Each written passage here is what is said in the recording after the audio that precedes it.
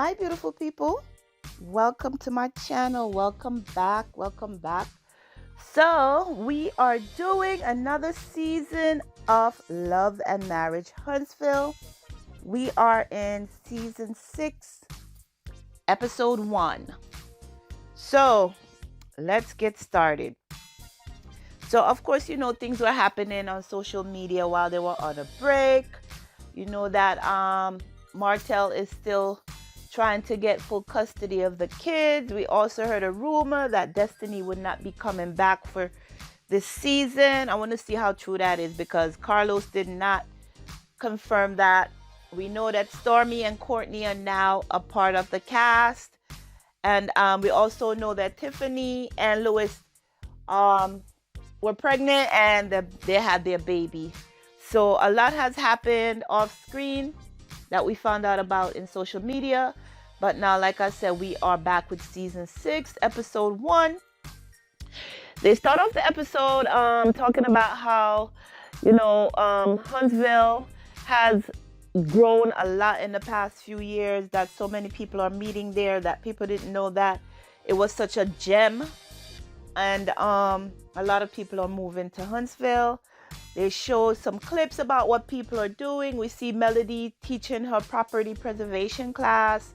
We see Marsau in his office, and apparently he's bringing in someone new into the office. We know that Kimmi is still going through her journey with cancer, and we're going to talk more about that in a little bit. And just people are doing things in general. So we start off where we have Melody come over to Kimmi's house for a visit. It's around the holiday time that they're filming this episode because you see the Christmas trim and lights and everything. So Melody made the statement that it seems like Kimmi was the only one that respected her time while they were not filming. Because remember, in the reunion, the past few reunions, Melody already told us that when she stops filming, she has to kind of step back from that part because she needs to decompress. And being that she really doesn't reach out to most of the cast members when they're not filming. But she's over here checking on Kimmi. Kimmi asked her, she told her that, she's sorry she missed her birthday. She wanted to know she had a good time for her birthday and stuff. And of course, Melody told her yes. When Kimmi asked her, so did you go anywhere? Melody just said like she had a good time, and then she goes in the confessional to say that, Kimmi is trying to pry, but I don't think that. I don't think Kimmi was trying to pry because Kimmy's not that type of person to be in your business like that. She just wants to make sure that you had a good time and you're doing well and all. So Kimmi gave Mel the good news that she has gone through chemo, and because of that, she wants a little get together, a little party to celebrate her going through chemo successfully. Of course, Maurice is like, no, you're doing too much. You don't need to do that because remember, you still have 2 other steps to go through. She has to have surgery of where the tumor was, and also she needs to go through radiation. So Maurice was like, maybe you should chill and just wait till everything is over. Kimmi is being insistent that she either wants a little vacation, she wants to go out of the country somewhere, or she wants a party. So she's trying to compromise and settle so that Maurice will feel okay and not be so stressed out. So she tells Mel her plan. So Mel is like, all right, let's do a party and I'll plan the party for you. So Kimmi was like, you sure you want to do this? Because from all I know is that, how we left things on the stage last, the reunion, that's all I know that you have going on. Like, for instance, you and everybody are not getting along. Remember, Latisha told her that, she felt like she is the devil in sheep's clothing or wolves in sheep's clothing, something like that. And, of course, Melody took that to heart. Stormi says that she and Melody have not really spoken since the reunion. And the only person who's really been, out there or touching base with her, even though she's going through her own situation, is Kimmi. So Melody was like, no, I'll plan the party for you and I'll even call everybody. So Kimmi was like, are you sure you want to do that? Because it could come across a little strange that you're calling people to invite them to an event. So they were like, all right, let's role play. So they did the role play. of course, Melody being herself, calling people, and I'm assuming that the person who Kimmi was playing was Latisha from the way she was answering Melody. So they did a little role playing, and of course, Mel got to plug her new shirt. God bless you on your journey, because that's what she said at the mock phone call. So she said, "All right, I'll call everybody. We'll invite everybody. Set something up for you, and I'll call everybody." So we left Kimmi and Melody there. Then we have Martell at home. Martell is getting a massage. He brought a masseuse in to give him a massage at home. He's also getting an LED light treatment for hyperpigmentation. And here we have Mama Holt walking into about, "What you doing to my baby?" So she was kind of loud in that scene. And Martha was like, "Chill, Mom. Just doing, some self-care. There's nothing wrong with that." And while they were doing that, Sheree called. Because as you guys know, Martell has been dating Sheree Whitfield from Love Housewives of Atlanta. Everybody knows that. That's been on the internet. So even though Melody let him go be with Ariane, Martell is out here dating other people. I don't know how Ariane feels about that, but I don't know, girl. She let him go so he could be with you, and here he is dating other people. But anyway, so Sheree called, and his mom was there. He let his mom say a quick hello. We find out that Sheree is in Portugal, and she says she's going to be home soon, and she's asking to be flued in to Huntsville, Alabama. Everybody know that Martell ain't buying them plane tickets. Martell is not buying no plane tickets to fly you out. He will come where you fly him to, but he's not gonna buy you plane tickets to come. So they talk a little bit about, how her trip is going and stuff like that, and then they said their goodbyes. Then Martell goes and he has a sit down with his mom at the table, and he's telling his mom that he's trying to be a better parent. He's working with Melody to try and co-parent better, and because of that, he's going to counseling. And I believe that counseling was court appointed, if I'm not mistaken, along with the children. But his mom, of course, had something to say about it. She's like, "What you going to counseling for? If people will stop being bitter and start talking bad about you to their kids and just being a better parent, then we all will be okay." So long story short, Mama is saying, "You don't need counseling. Let's go to church and pray about it. And Melody needs to stop talking bad about you to the kids." So of course, Martell, I see a change in him, because if that was, in the years past, he probably would have said to his mom, "You know what, Ma, you're right. I don't need that." But he actually, said to her, "I'm trying to do better. I'm trying to be better. People are saying that I'm a great dad and I treat women with respect and stuff. So I think a little counseling if it could help me be a better parent, then that's what I'm going to do." So we see Martell making a change. Some people are saying he's only doing it for the camera because he still has Melody in court trying to fight for custody for the kids. And so he could get child support from Melody, because apparently she's doing better than him right now financially. And he still doesn't have his builder's license, and he needs to go focus on that so he could be more into the real estate business and get back in with Marsau and Tisha and them and build his wealth. But he's telling his mom, I'm doing the counseling because I want to be a better dad and I want to co-parent better with Melody. So, and Mama Holt is saying that Mel is bitter and she needs to stop talking bad about Martell to the kids. So we left Mama Holt and Martell there. Then we head over to Stormi. Stormi is with her husband Courtney. She's making dinner. She's making pork chops. And they get onto talking about babies. So Stormi is like, "I want to breastfeed all my kids." So Courtney was like, "What you talk about all your kids? Girl, I don't want no more kids." I'm like, what? Why is it this was not discussed off camera? Why is it this was not discussed since Chester was born? Why isn't this pillow talk? Why are we bringing this to the screen? That's kind of personal. I felt like I was intruding on a conversation that I should not be hearing. Homeboy said, "I don't want no more kids." He said, "You almost died with Chase. You almost left us." I should say, let's not use that word. "You almost left us when Chase was born, and I don't want to see you go through that again." So she was like, "Okay, it's all right if we use a surrogate. Why can't we use a surrogate?" Then he's like, no, we're not using a surrogate. I don't want nobody else carrying my kids. Then she counteract that with, no, then he came again. He trying to double down on it and saying that Chess don't need any other siblings to compete with. While most people try to have more kids for them to have siblings to play with and to grow with and to have somebody by their side.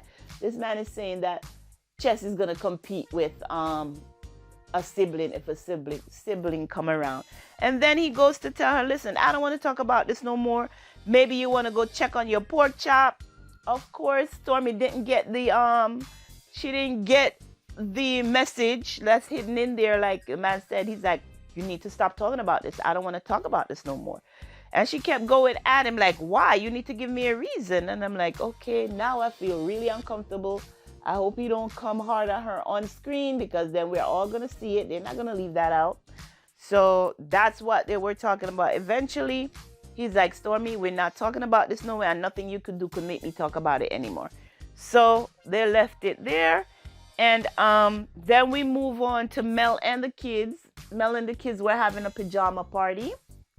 They were doing like hot chocolate and pretzels and stuff like that. So they were talking about what they want for Christmas. Their mom asked them, what do you want for Christmas?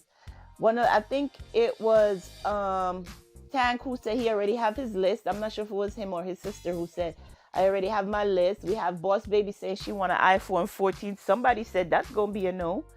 And Mel was like, what are y'all talking about phone? But as we know in social media, the kids, they got their phones for Christmas. Their dad bought them their phones. So they all have phones except for Sugar Mama. I don't think Sugar Mama is old enough to have one, but everybody got their phone. So while she was talking to them, she like told them, go in the other room. Let me make these phone calls to these people to invite them to the party. So one by one, she called everybody. She called Tiffany. Tiffany was like, yeah, definitely. I'll be there for Kimmi. She called Tasha. And she called Tisha, I should say. When she called Tisha, she was like, hi, this is Mel. And the most pregnant pause ever. You could have counted the seconds between the time she said, this is Mel, and the time that Tisha is like, yes. Because everybody is surprised that she's called it on. And by the way, she called them from a temporary phone, a number that nobody knows. So these people are picking up these phone calls from this number and they don't know who's on the other side. Because she said, there's no way I'm allowing these people to have my number. So I'm going to call them from a trap phone. And that is what Mel did. She called them from a temporary phone. Tisha answered. She had her pregnant pause. Mel told her the reason she was calling. And she's like, sure, I'll be there for Kimmi. Then after she calls Tisha, she calls Stormi. Stormi just, I believe Stormi knew who was on the other end of the phone. Because she kept saying, who? Who is this? Mel, who is this? What phone is this? What you calling me for? She had a ton of questions. And of course, Mel was polite about it. She answered every one of her questions. She's like, no, this is not my new number. This is a temporary phone. And this is the reason why I'm calling. So Stormi accepted the invitation. And then she calls Martell. She's like, hi, Martell. This is Mel. Martell was like,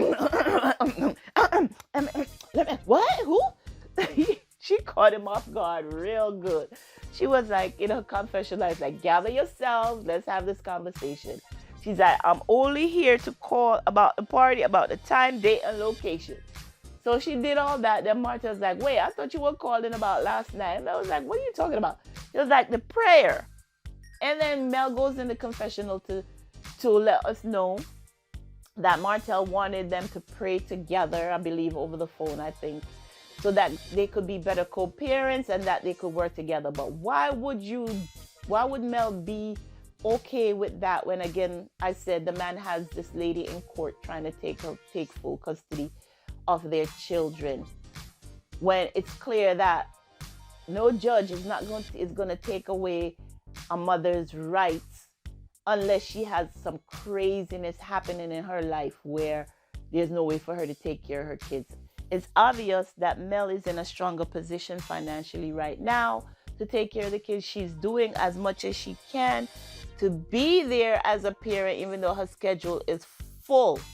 So no judge in their right mind is going to take kids away from their mother and give them to their dad. They need that maternal care from their parent as long as they're doing right by their children. So he wants them to pray as a couple to be better co-parents.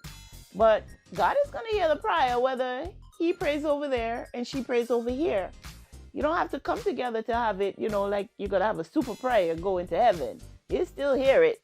So that whole thing that Martell is doing is crazy to me. It's not even necessary. So she said, I don't know what she said to him, but she got off the phone with him as soon as she can. Now we have Stormi and her mom, Miss Betty, at home. So after she had her talk with Courtney, her husband, she goes and see Miss Betty, who is staying in the guest house because she's having a problem. She said her business has taken off so well that she needs to be at Canvas Beauty full time. And now she needs a nanny to help take care of her son because the environment where she have all those chemicals and stuff is not best for the baby. So because she needs a nanny, she asks her mom to come down and stay with them temporarily while she looks for a good nanny. And so her mom is staying in the guest house. So they come, they're sitting down, they're talking on the sofa, and Stormi brings up the issue with Courtney not wanting to have any more kids. And I think she should have kept that to herself, like her mama told her, because Miss Betty is sitting there. She asks her, she tells her what's going on. She gives her opinion about that Courtney might be he might be suffering from post-traumatic stress, seeing her going through all that trauma with their son. So she could understand why he may not want a child right now. Stormi brings up the fact about the surrogate, and the mom is like, not everybody wants to do that. Then she also brings up the fact about him saying that Chet is going to have siblings that's going to compete with him. So after they go back and forth and Stormi see that her mama is not really coming around to her, the mom said to her, maybe you need to stop giving him pound cake. Now, I know what pound cake is. You know what pound cake is. I don't need to actually say that. Why is it that some of us women not always, but some of us women choose to go that route? Like if you're not getting your way in a relationship, things aren't going your way, that's the first thing you take away. I don't agree with that at all. Because don't you have needs too? I mean, he does, and we do. So why is it that's the first thing you want to take away? Or the first thing you suggest that you take away? And as we know from seeing what's going on in the series, that if they don't get what they want, these men tend to go out and about in society, go find it with somebody. There's always somebody waiting and available to be there for your guy if you're not around. So is Courtney that type of dude to do that? Why would mama suggest that you do that? I don't think that's right at all. So that's my opinion on that point. Then Stormi goes to her mom and say that maybe I shouldn't tell you my business. Maybe you need to be out of my business because you're always on social media. And Miss Betty was like, well, maybe you need to stop telling me your business. That way I won't be in it. I'm like, okay. Do we have another Miss Wanda here? Because we know that Melody mother don't behave that way, but Miss Wanda is here for it. And is this who we're seeing? Is this the replacement for Miss Wanda? Is Miss Wanda coming later on? Are we going to see more? I'm like, okay, Miss Betty got a little mouth on her, and she's going to answer to anything, even her daughter, which she's like, I'm your mama. You don't be talking to me that way. So she said to her, don't come to me with your business. Stormi is like, Mom, you really need to stay off social media because what you put out there, the energy is coming back at me. So apparently while they were on break, there was some Twitter wars between Melody and Miss Betty. And it seemed like everybody's coming and saying that Stormi put her mama up to argue with Melody. Her mellometers were coming at her saying you need to stop or whatever. And then Miss Betty asked Stormi straight up, she's like, are you and Mel friends? And then Stormi goes in and tell her, listen, since the reunion, we haven't spoke. And I don't know what's going on, but, I deal with what's given to me. And then she asked her something, and Miss Betty said, when I met her at your house initially, I didn't like her energy. She's like, the way she came off, I didn't like it. And for people to be out here talking about I'm defending you or I'm fighting for you. No, you're not doing that. Let me be clear that nobody's not going to let me do what I don't want to do. So I guess she's telling us viewers that, listen, I speak for myself. I'm not here to battle anything for my daughter, but I'm not going to let anybody just come at her and get away with it. So we're going to see more of Miss Betty, because from the previews or from the upcoming episodes that we're seeing, she is going to tell Melody exactly how she feels about her. If that wasn't the way that they edit the video, that's what we're seeing, that she's going to tell her exactly how she feel about her. All right, so now we left. Another thing she said to Stormi before I go is that she's like, remember, if there's people in your life that's not adding value, do you really need them? So that's a way of telling Stormi, listen, if this lady ain't doing nothing to make you better as a person, you gotta let her go. All right, so now we have Kimmi and Maurice. We have them coming to the event that Melody planned. She did it at some golf course, like it's a lounge where you do golfing and you also have like a drink and some food or whatever. So that's where it was done. We have everybody coming in. Maurice made sure to mention that it's not a party, it's a get together. We are here to celebrate the ending of chemo treatment for Kimmi. Everybody start to arrive. We see Martell come in and he brings flowers. They were told to wear pink, a touch of pink. We see everybody come in with their pink hoodies. We had Melody in all black with her t-shirt, of course, branding herself. God bless you on your journey, written in pink on the front. And we see Tisha coming in all red, and she has like a pink chenille scarf thrown around her. And of course, Kimmi said, well, everybody was told to wear a touch of pink, but you came in red with just a touch of pink. But it's okay. You got on your touch of pink. We had the guys in their pink hoodies and stuff, but everybody did what they were asked to do. They came in with the theme. And we had Martell trying to get Melody to talk to him. Like they were talking to each other across two people, where Martell was like, how the kids? She's like, fine. What are they doing? They're playing. And then he goes, the prayer? Like the prayer, what is that? A statement or question? What? So Melody's like, what? Excuse me, what? He says, the prayer. She was like, oh, I didn't realize you wanted us to do it together. I already prayed. And we're good. Like Martell was like, well, why you gotta do me like that? But of course, Kimmi now even though she's going through her issues, she still has to be the peacemaker. She see where this was heading. She was like, wait, everybody, let me get your attention. So she goes in and she tells them what's been going on with her up to this point. She let us know that she just got her PET scan done and they saw no tumor. So that means that the chemotherapy worked really, really well. It got most of it out, but apparently she still has to have the surgery because of the area where the tumor was. There's a possibility that they may have a regrowth, so they have to go in and they have to take out that area. So she still has to go through surgery, but it's a great, great, great message that the fact that there is no tumor left inside, and where there is, they saw nothing.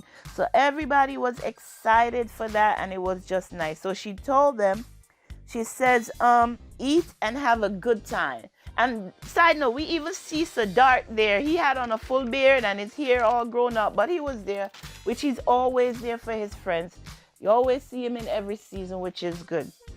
So now we have Stormi, Mel, and Tiffany sitting down.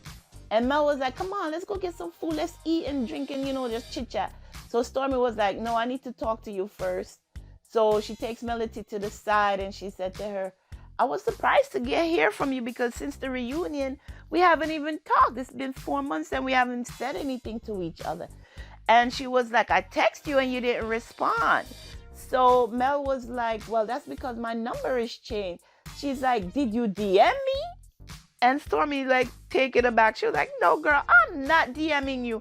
Then she goes in the confessional and she says, for somebody who calls themselves my friend, they changed their phone number and they want me to DM to find out what's going on. Shouldn't it be her reaching out to me saying that my number is changing, this is my new number?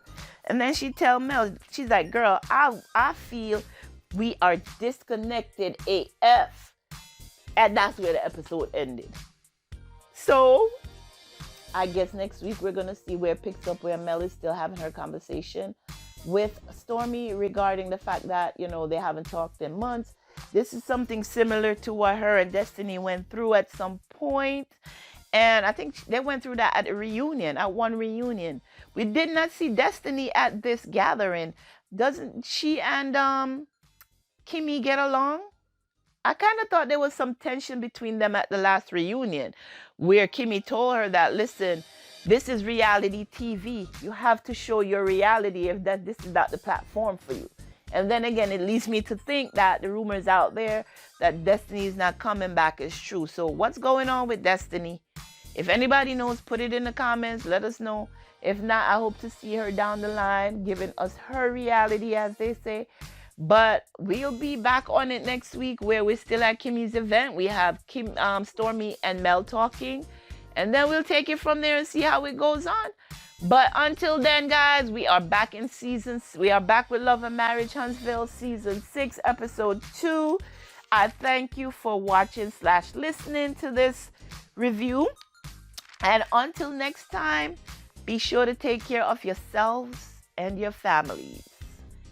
Bye-bye.